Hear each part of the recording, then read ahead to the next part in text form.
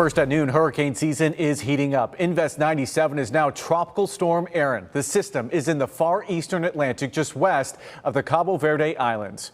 Right now, Erin has maximum sustained winds of 45 miles per hour. Thanks for joining us. I'm Alan Campbell. I'm Nancy Alvarez. Erin is expected to intensify as it moves west across the open tropical Atlantic. Let's bring in first warning meteorologist Cam Tran. And Cam, Erin could be our first major hurricane of the season. That's right. It's expected to be a major hurricane by this weekend. So Erin was Invest 97L as of the 11 o'clock update. It is now Erin with winds of 45 miles per hour, moving very rapidly to the west at 20 miles per hour. It's about 280 miles west-northwest of the Cabo Verde Islands, and it's a very compact system.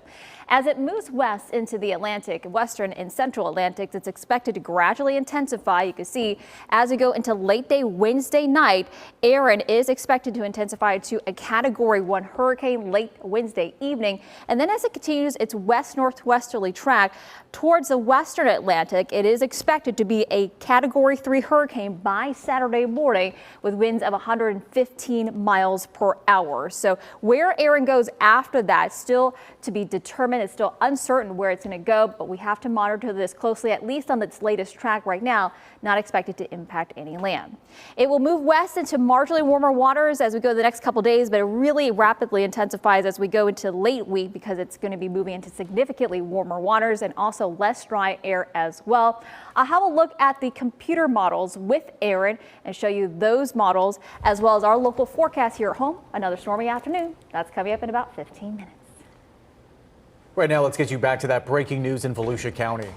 Yeah, that's where a 14-year-old on an e-bike was hit by a car on his way to school in Deltona. Obviously, an awful way to start the school year here. West 2's Volusia County reporter Pamela Combe live at Roble Lane and Howland Boulevard. So, Pamela, what do we know at this point about his condition?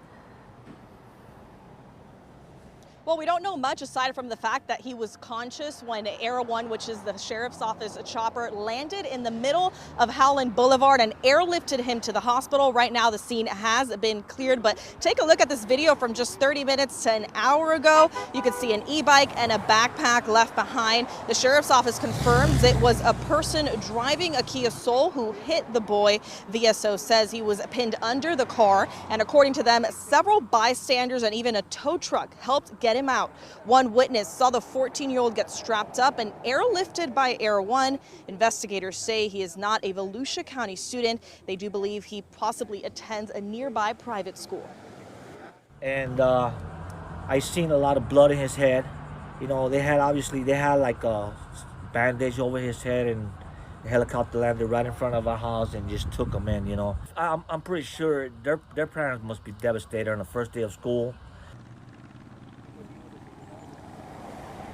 Jose Alicea says in more than the 10 years he's lived here, he's seen at least 3 pedestrian versus car crashes. He says many times it's the bikers who don't stop and wait like they're supposed to. And again, the scene has been clear. We don't know yet who was at fault here.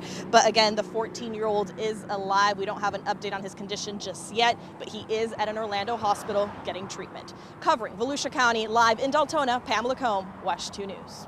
And we are certainly thinking about that family and hoping for his quick recovery. We did send out a push alert when we first found out about this story. We want to remind you to get breaking news even when we're off the air. Just download our free news app and enable those alerts. Well, from elementary to high school, Orange County students went back to class today. The district welcomed more than 200,000 of them. That's a lot of kids going back to the classroom. WESH 2's Paola Tristan Naruto was at University High School for the first day of class.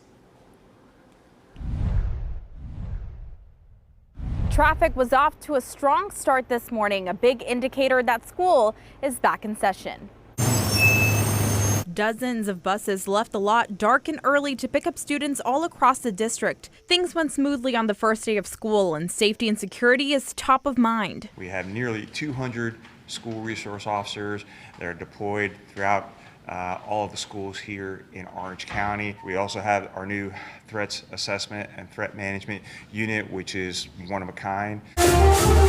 Superintendent Maria Vasquez visited several classes, including this dance studio at University High School. The teacher there, who is amazing, spoke about how some of the students were interested in pursuing more formal dance as a career and in college, and so she created a course that would provide those initial skills for the students. Next, she stopped by the district's brand new Orange County Technical College campus right across the street, which allows those high school students to take dual enrollment classes. Asa Bankston came to the technical college as a high school student for digital video technology, and now he's here as an adult to finish the course. It gives you a lot of hands-on experience that I noticed a lot of places don't give you, which most jobs when you get out actually look for experience, and it also helps you network while you're here, so when you leave, you already have a couple contacts with you. Although the district is expecting 3,000 fewer students to show up to its schools this year, the superintendent says she has a message for families. We want to be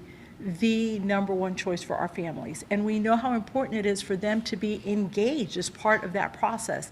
And so by them letting us know what it is that maybe isn't just right or that we're missing, we're going to be able to capture more of our families. Covering Orange County in Orlando, Paola Trisneruda, WESH 2 News.